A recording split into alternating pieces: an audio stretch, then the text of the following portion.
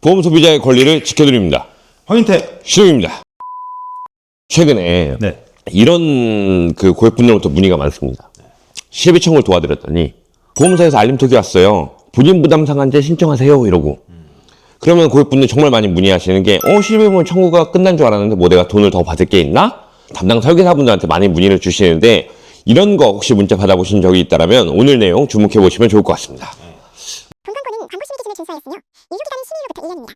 오늘은 이제 본인 부담 상한제에 대해서 알려드리려고 하는데요. 네. 우리나라에 사실 우리나라 국민들을 지켜주기 위한 네. 국민건강보험의 제도가 네. 좋은 것들이 꽤나 있습니다. 그럼요. 네. 그래서 이제 보통 여러분들이 많이 알고 계시는 게 중증 산정특례 제도라 그래서 그쵸. 네, 뭐 중대질환, 암이나 뇌질환, 심장만 알고 계시겠지만 실제로는 뭐 신부전증이라던가 네. 뭐 중증 치매, 네. 뭐 이를테면 중증 화상, 희귀난치성 질환 그쵸. 이런 질환들에 걸렸을 때 네. 발생할 수 있는 의료비를 나라가 더 많이 책임져 주는 거죠. 그쵸. 통상은 이제 5% 그렇죠. 만 내입금 하고 나머지는 정부에서 좀 책임져주는 형태. 예, 그러면 우리가 살면서 쓰는 의료비를 크게 네. 두 가지 종류로 구분할 수가 있는데요. 네. 예, 그건 이제 보통 급여와 네. 비급여로 구분을 할 수 있죠. 그렇습니다. 그럼 급여와 비급여를 구분할 수 있는 방법 조금 살짝 말씀해 주시겠어요? 급여와 비급여는 이제 제일 가장 확실한 것은 우리가 이제 병원을 가족분들이랑 가시든 본인이 혼자 가든 간에 진료비 세분의 역사를 좀 보는 버릇을 좀 드려야 됩니다. 그럼 거기에 급여와 비급여가 나눠져 있고, 그다음 급여에서도 공담부담금이라고 되어 있는 부분과, 그다음 거기 자기부담 이렇게 써져 있고, 비급여도 이제 나눠져 있는데, 급여 항목 같은 경우는 기본적으로 의료에 대한 수가를 국가에서 책정해가지고 어느 병원에 가든 다 똑같은 비용이 책정된 것이 바로 급여. 그다음 비급여 항목 같은 경우는 각 병원마다 자기네들이 거기에 대한 수가를 책정해가지고 환자로부터 이제 그 비용을 받게 되는 것들은 비급여 이렇게 보시면 좀 편하겠습니다. 그래서 일반적으로 네. 급여 의료기술 같은 경우에는 네. 어느 병원을 가시던 가격이 똑같고 네, 비급여 진료 중에 뭐 예를 들어서 허리 신경성형술을 받는다. 네, 그러면 이런 치료 같은 경우에는 병원별로 책정하는 가격이 다르기 때문에 그렇죠. 실제로 이제 다른 의료비를 부담하실 수가 있고 음, 여기서 흔히 이제 영상을 보시는 분들이나 뭐 보험 설계사분들이 구분하는 방법은 국민건강보험에서 보장을 해주는 영역은 바로 네, 급여에 해당이 되죠. 그렇습니다. 네, 근데 이 급여도 전액을 다 나라에서 해주는 건 아니고 그렇죠. 일부 이제 나라에서 부장을 해주는데 보통은 일반적으로 입원을 했을 경우에는 나라에서 80% 정도, 네, 그 다음에 외래 진료 같은 경우에는 30에서 60% 정도를 부담을 해주고 네, 나머지 부분은 이제 환자가 부담을 하는 거죠. 그렇죠. 사실 이 비율이 좀 어려우신 분들은 최근에 병원 가셨던 진료비 영수증을 보시면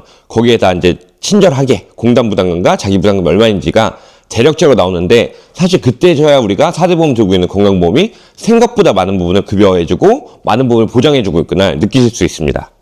근데 오늘 말씀드리려고 하는 나라의 제도 중에 하나인 거는 네. 본인부담 상한제인데요. 네, 이 얘기는 말 그대로 해석을 해보면 본인이 부담해야 되는 의료비에 네, 상한이 있다는 겁니다. 그렇습니다. 네. 그래서 이 상한을 넘어가게 되면 네. 그 추가적인 의료비는 나라에서 환급을 해주겠다. 그렇죠. 그러니까 쉽게 얘기해서 당신이 어쨌든 힘들게 일을 해가지고 4대 보험이라는 명목 안에 건강보험료를 매년 평생 동안 납부를 했어.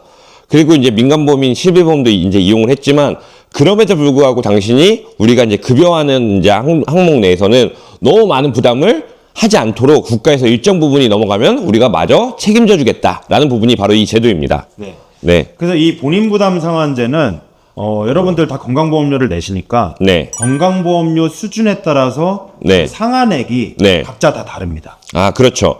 이 건강보험은 재산과 소득, 차량 이렇게 세 가지로 다 이 분위가 정해져 있거든요. 이거에 따라서 내가 상한제에서 적용받을 수 있는 금액이 모두 다르다라는 겁니다. 네. 그래서 이 본인부담 상한제 같은 경우에는 급여와 비급여 중에서 급여 그리고 그 급여 중에서도 국민건강보험공단에서 보장을 해주고 나서 내가 부담해야 되는 그 의료비. 그렇죠. 여기 이제 비급여는 제외하고 네. 딱 요 부분의 의료비가 2026년도 기준으로 네. 4에서 5분위 같은 경우에는 173만 원인데 네. 내가 예를 들어서 1년 동안 쓴 의료비가 네. 300만 원인 거죠. 그러니까 급여 부분에 대해서 내가 실제 지출한 금액이. 지출한 금액이. 네. 네, 그랬을 경우에 네. 이 173만 원을 넘는 네. 127만 원에 대해서 네. 그 다음 연도의 8월에 네. 환급 신청을 하게 되면 나라에서 환급을 해준다라는 거죠. 그렇죠. 근데 이 부분이 제가 아까 처음에 말씀드린 것처럼 요새는 이제 보험사에서 대부분이 실비 청구를 하고 나면은 다 이 제도에 대해서 안내하게끔 어떤 제도화가 되어 있습니다. 근데 그럼에도 불구하고 이 제도가 무엇인지 잘 모르고 그 다음에 이게 그냥 보험사에서 하는 건가 해서 청구를 안 하는 비율이 상당히 높다라고 합니다. 네.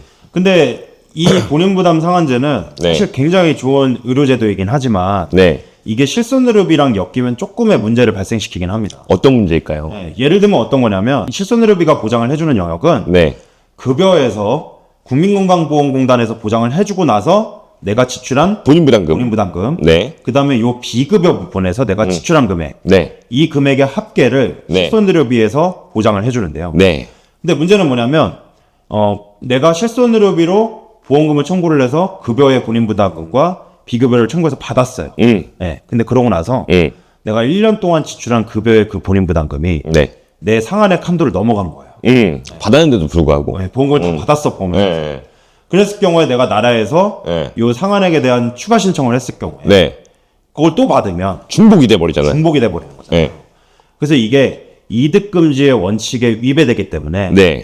실손의료비에서는 본인부담세상 상한액을 초과하는 금액은 네.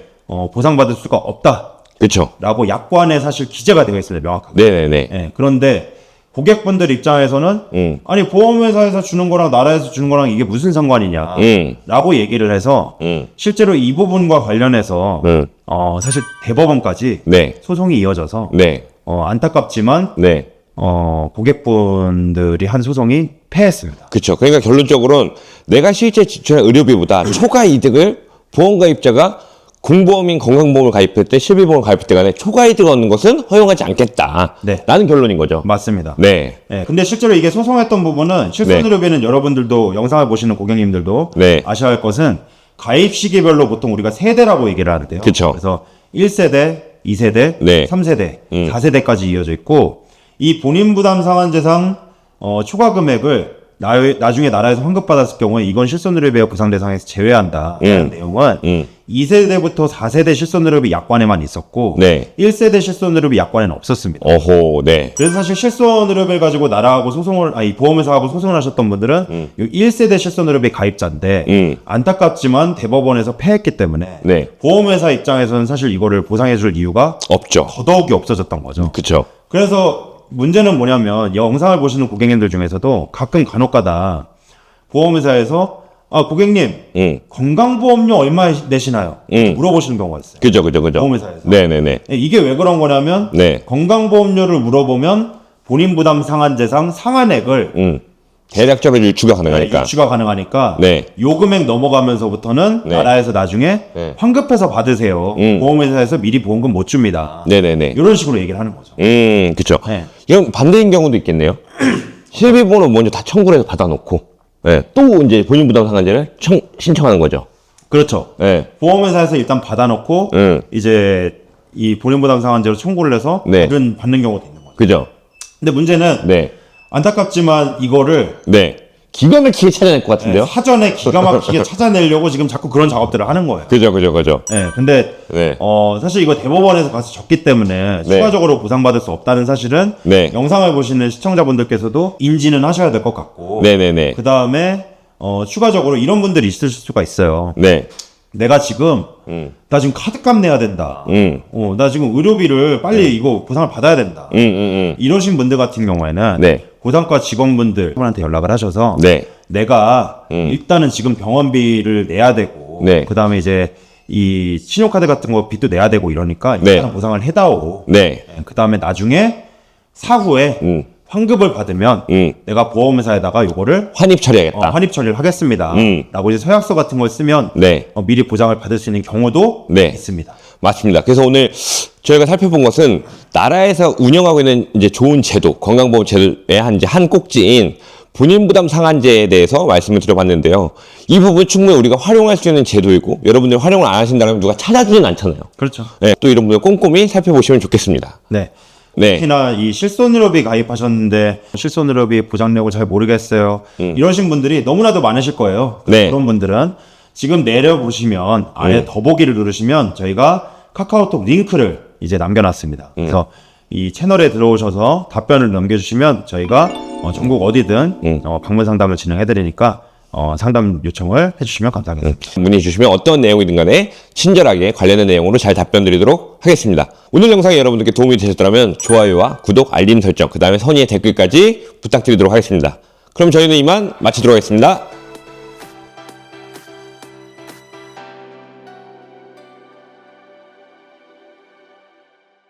본 광고는 광고 심의 기준을 준수하였으며 유효기간은 심의일로부터 1년입니다.